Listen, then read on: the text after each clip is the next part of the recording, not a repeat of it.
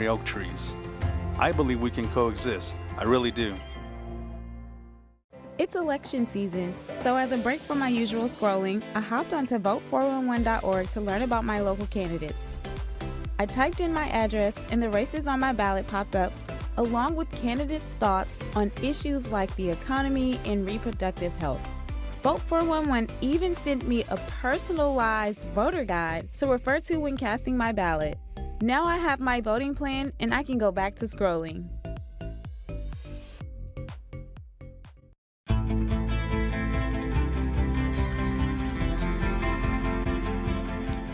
Coming up next on Arizona Horizon, we'll hear from Republican Daniel Gutierrez, who is challenging Democratic incumbent Raul Grijalva in Congressional District 7.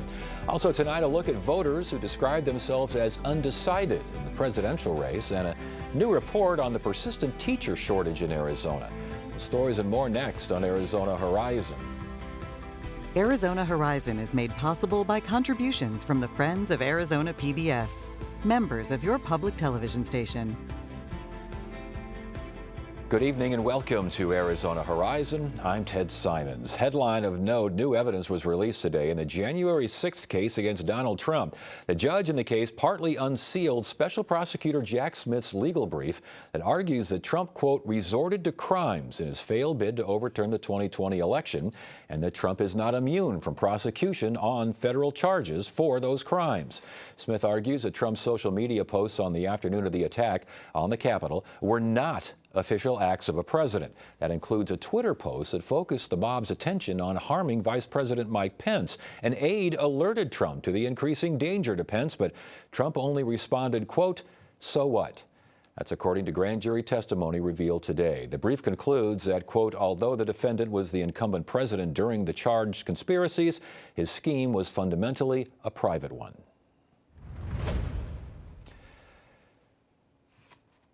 Republican Daniel Gutierrez is challenging Democratic incumbent Raul Grijalva in Arizona's 7th congressional district, which stretches along Arizona's border with Mexico and includes parts of Tucson, Yuma, Nogales, and the Phoenix area. Congressman Grijalva declined to join us for a debate tonight, so earlier today we heard from Daniel Gutierrez. Daniel Gutierrez, thank you so much for joining us. We appreciate your time. It's good to have you here. Your district's biggest issue, what is it? The open borders.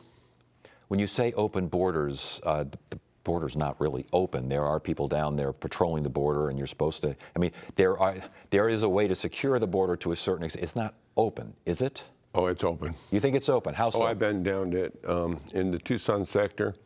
It's about 14 miles up, and recently they wound up closing all the sections that were open. There were 8 of them wide open. The Border Patrol drives down. It's 14 miles down to the end of the wall, because the Saspy Port of Entry is closed. The Border Patrol drive up and they pick them up at the end of the wall. They drive them down, they process them, then they take them to 3 points and they load them up on buses, and then they drive them to the migrant camps, the shelters that are around Tucson, and they're huge shelters.